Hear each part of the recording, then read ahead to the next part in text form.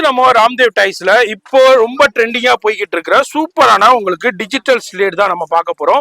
7 writing slate எல்சிடில உள்ளது. இது உங்களுக்கு குவாலிட்டி கம்மியில இருக்கு, ஹை குவாலிட்டிலயும் இருக்கு. நம்ம பாக்குறது ஹை குவாலிட்டியில பாக்குறோம். எனர்ஜி பிரைஸ் வருது இது. சரி, ஓ ஓகே, இங்க அழிச்சுக்கலாம். சரி, இப்ப அழியாம இருக்குன்னாக்கா இப்போ ஆஃப் பண்ணியாச்சுன்னா டிலீட் ஆகுது சார். டிலீட் ஆகாது. எழுதுங்க, டிலீட் ஆகாது.